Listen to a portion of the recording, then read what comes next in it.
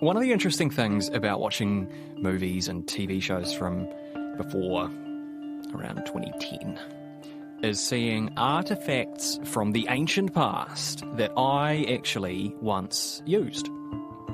Things like landline phones and people buying CDs and VHS tapes and plot lines that involve people missing other people because they get stuck in traffic and they can't say anything about it. And I know people will be smirking at this and thinking, oh, you sweet summer child, I used typewriters and watched black and white televisions. But you take the point, right? Technology and capabilities evolve so much in such a short period of time, they can be easy to take for granted. But we may now be getting a glimpse of the biggest disruptor of all. Today, we'll be discussing artificial intelligence, or AI, and how it's revolutionising the way we live our lives. Public-facing AI services like the DALL-E image generator and the OpenAI GPT-3 chatbot are developing at breakneck speed, amazing and scaring people in equal measure. Input a prompt into these programs and they can generate a dozen ambitious images that would take an artist weeks to create. They can write a news article or a poem or a choose-your-own-adventure book. And that's all great, right? Right? I'm Emile Donovan, and today on The Detail, the explosion of front-facing AI and the implications for art and work and life. Andrew Chen is a research fellow at Auckland University. He's also involved with the Matu Group, which invests in science and tech-based startups. I think it's always refreshing to talk to someone who is perhaps under the age of 20 these days, and they've never lived in a world where you needed a cable to connect to the internet. Yeah. And Wi-Fi is just the norm. It makes me think, well, 60-year-olds talking to us, they're going, oh, well, you never knew a world that didn't have these technologies in place. Technology is always going to be changing. It's always going, super fast. It's hard to predict. Moore's law says that computing power will double every 18 months or so. Mm-hmm. Once upon a time, that was literally, number of transistors that you could fit on a chip, but more broadly now it's, computing power, and that's just going to mean that the technology is going to keep doubling. Are you familiar with the clip from BBC Newsnight from the late 90s where David Bowie is talking to Jeremy Paxman and they talk about the internet? I think it was about 1999. Do you know what I'm talking about there? I don't know that one.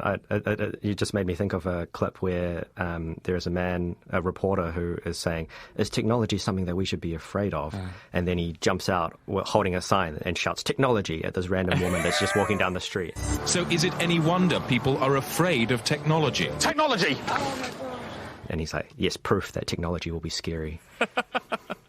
That's a great clip. The one that I'm thinking of is Jeremy Paxman and David Bowie just being his usual beautiful, thoughtful self.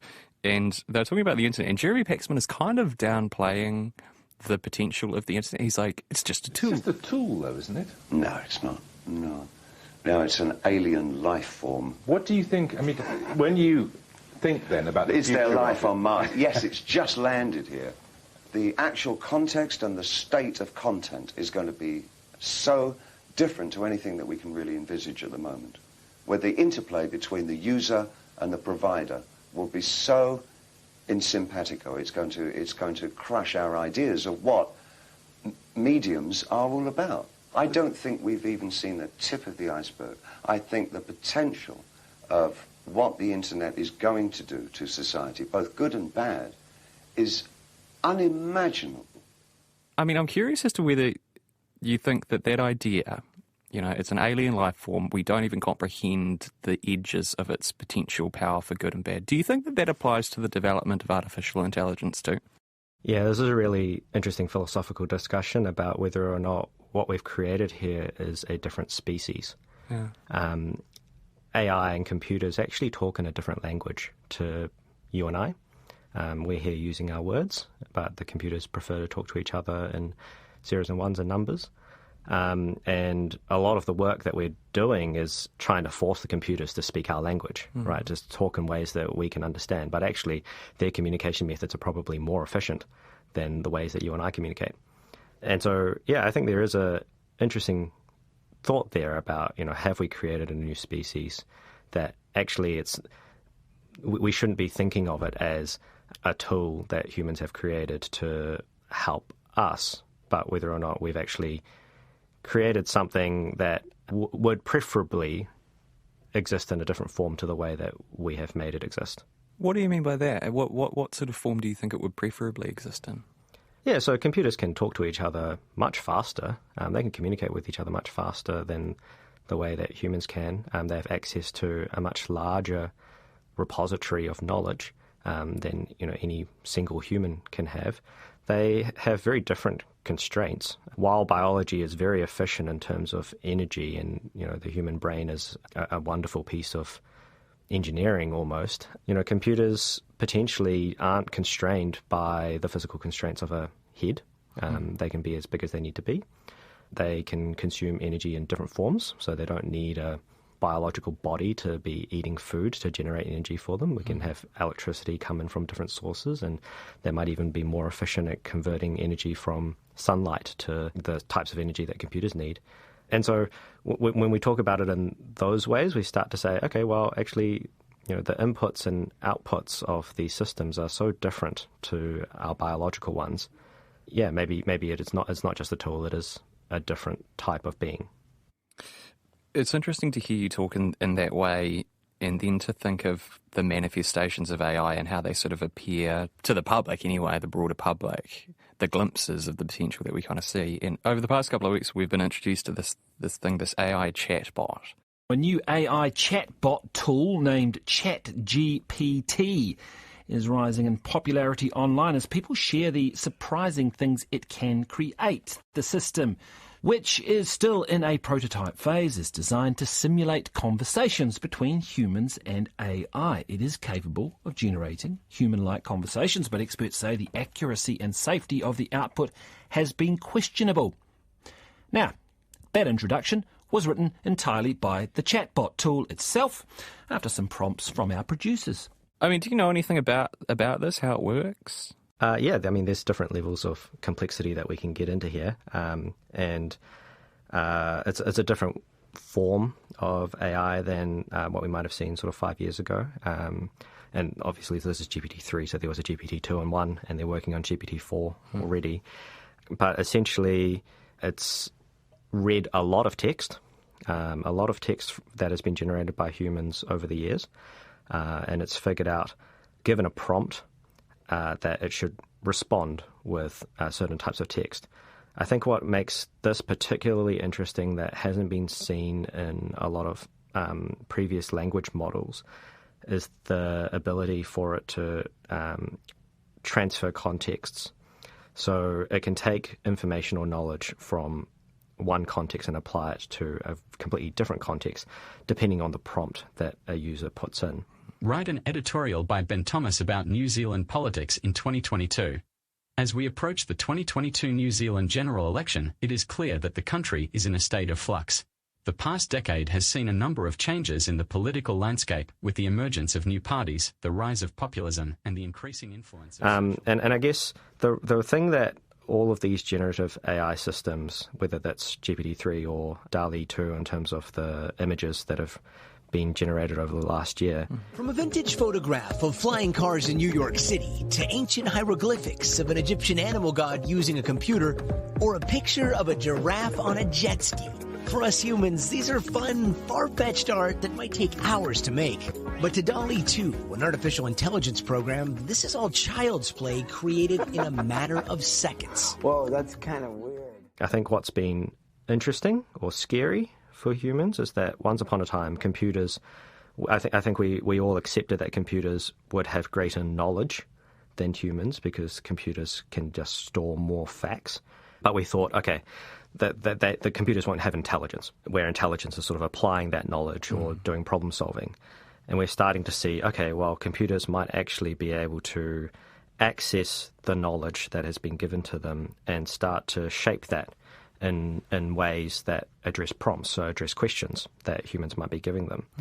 And then I think with DALL-E 2, what's interesting is that humans then said, okay, well, creativity is something that is only going to ever be in the domain of humans. So creativity being finding new ways of doing things or finding new ideas that previously have not been seen. And I think DALL-E 2 in particular with the generative images has really challenged that notion by being able to, take inspiration from past images and then generate images that just did not exist before. The famous one being a teddy bear riding a skateboard in New York. Like, that's just an image that nobody would have ever taken before, and somehow the AI has managed to take those three components and generate a very photorealistic image of it. Here's Tim Gibson. I am a professional art director and illustrator and occasional creative director for hire. Back in September, he wrote a piece for the Spin-Off looking at this program, DALL-E, that you heard Andrew talking about. This is the AI that generates images from prompts, which are entered by users. I've had to play with it. It's a lot of fun. But Tim had a professional interest too. It's been on my radar for longer than it would for most people because it felt somewhat inevitable. But this year, the speed of it's really ramped up. So I've kind of had to get my head in the game a little bit more and know thy enemy. For people who aren't familiar with this, can you kind of explain how AI-generated art kind of works in a nutshell? So it seems to be, I'm not super technically minded, but the general understanding that I have is that a couple of different companies sort of like trawled the internet and sucked up vast numbers of images that people have been posting, and some of those are copyright-free classical stuff from museum sites and archives, and some of them are sort of 1950s golden age illustrators and artists who are probably also out of copyright, but also some quite mainstream kind of if you posted anything on the internet that you drew or painted, and they just put it in a giant washing machine and used various ways of figuring out what was in the image, and then they kind of reverse engineer. You can just ask for stuff now, and it sort of uses this data set or model, and it spits something back of various levels of quality, but each day it seems to get slicker. When the AI spits out something that is original, do you know, like, who created that art? Who's that art belong to? Does it belong to you if you put in the commands? Does it belong to the developer of the AI? Are these the questions that we're sort of grappling with at the moment? I think legally, I don't think it's been figured out. I think some of the companies who are running it are cautious about what they're saying for obvious reasons. It's technically, it's not like copying and pasting elements from existing artwork. It's just using them to learn, the structure or the color approach or the textures or the lighting or the whatever. And so it's almost impossible, I think, to reverse engineer something from a copyright or a claim perspective. But there are some quite interesting things. So with living artists, you can literally request something to be done in the style of a well-known illustrator. And while it's technically not using pieces of their art and collaging them together, at the very least you might think that was unethical and kind of undercuts, that particular artist's or illustrator's, investment in themselves and in their craft, to the point where, someone can just type it in and hit enter, as you say. Yeah, I mean, it does get into interesting territory, isn't it? In the way of sort of originality and people taking inspiration from other people. I mean, to an extent, Quentin Tarantino, while he is a very original director, is also an extraordinarily derivative director, taking inspiration from lots and lots of movies and lots of people from throughout history. But I guess this is another step, isn't it? It's not being interpreted by a human or executed by a human, and so it operates on a different sphere, do you think? Yeah, the execution thing is a sticking point. Yeah. So I think people who are using AI to create art or to create visual art have got a little bit stuck on this idea of them being artists, and then there's illustrators and artists who are sort of fighting with them about, the usage of the term, which is kind of a bit pointless. No. What, tedious discussions about the true nature of art? Yes. Yeah. I think we've done that, and the conclusion is, they think because they came up with the idea of a Pikachu in the style of Monet, that's creative, and it is in some ways. Like it's taking two different things and combining them. And I was thinking recently of the Grey album that Danger Mouse did, which was Danger Mouse, Jay-Z and the Beatles. That's right. And that's an interesting idea. But then following that idea, he presumably spent a large amount of time and utilised his craft and his skills and his thoughtfulness to make it. Part of it's the idea and part of it's the execution, and it's the execution that's kind of been removed from the equation. When the execution, it would seem, is kind of the crucial part. Like, I'll tell you what, I've had a lot of great ideas for screenplays. You can take my word for it. Does that make me a great screenwriter? No, it does not, Tim. No, it does not. But does it? I don't know. I mean, there's whole segments of creative industries where, you're a little bit higher up the chain and you might say, oh, I've got a great idea and it's this. Yeah. And then that gets filtered to, the middle tier creatives, and then maybe they hire 3 people under them, and so it's the middle ground, I think, in terms of my sort of illustration hat point of view, that I think the risk is. The risk is to them. It's not necessarily to people who run agencies or who art direct people or come up with concepts. It's just to them. To them, an illustrator is just a prompt anyway. I interviewed this guy a couple of months ago on the Labor Day RNZ program who won an art competition in Alabama with a piece of AI-generated art. Are you familiar with that story? Yeah. It was one of those ones that gets held up as being interesting because it shows that the AI is producing an output that is better than humans. It is a mind-blowing. It's a mind-blowing piece of art, and you can't look at it and say it's not beautiful, because it is beautiful and it's ambitious and it's amazing. But the guy who I talked to, he was like, yeah, but it's my artwork though. I created it because I figured out the keywords that I would put in there. That's my KFC recipe. It belongs to me, and it is still a work of human creativity, even if I didn't execute it. I mean, what do you think? Yeah, there's been a lot of discussion recently around what we call prompt engineering, which is how we come up with these prompts that go into the systems to get a particular output. And there will be a real skill in that. You can tell the difference between somebody who is just playing with the system for the first time and somebody who's actually spent quite a lot of time and figured out, if they phrase the prompt in a certain way, it'll get them the output that they're desiring. A simple definition that I subscribe to for what art is and what an artist is simply bringing vision into form.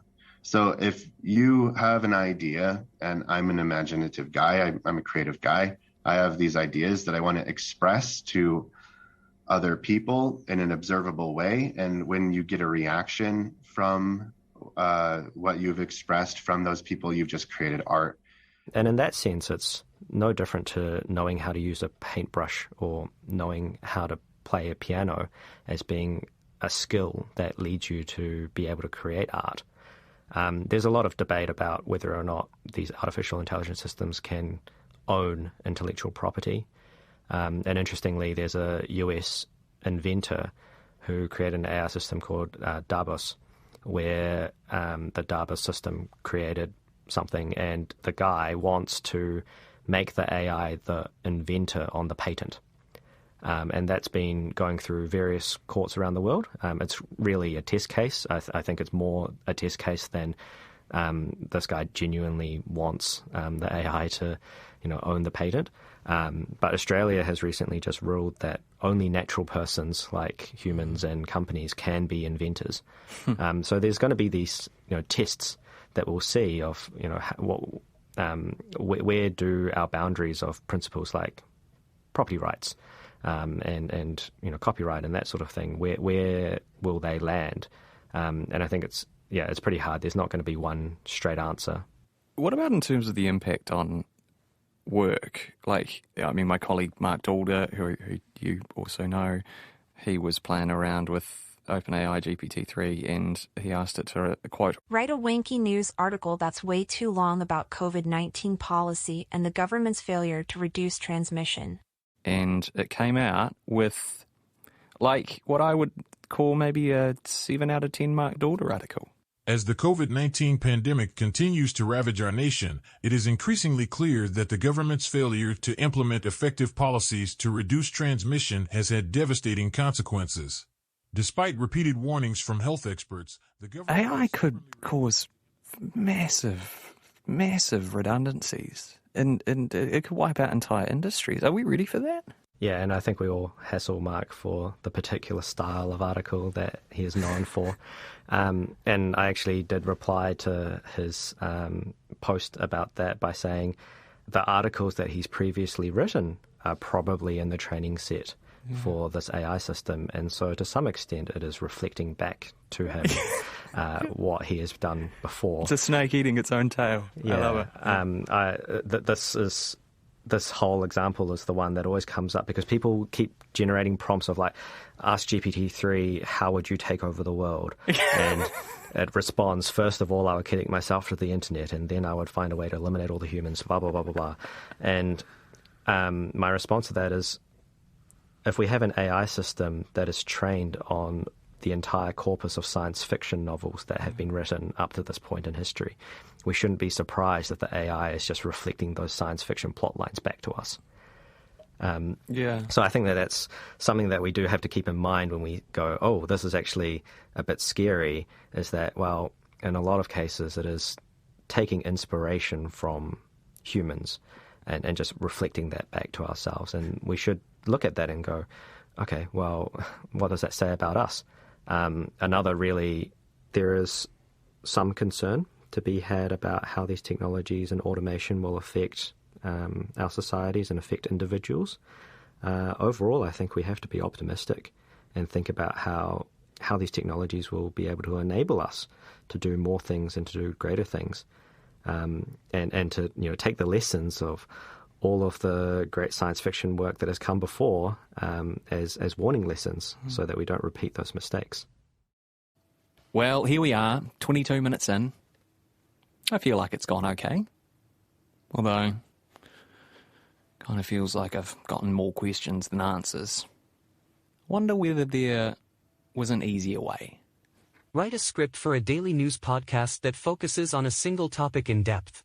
This podcast is about the ChatGPT AI tool, looking at the risks it poses, the benefits it offers, and how it could automate a number of jobs, including journalism.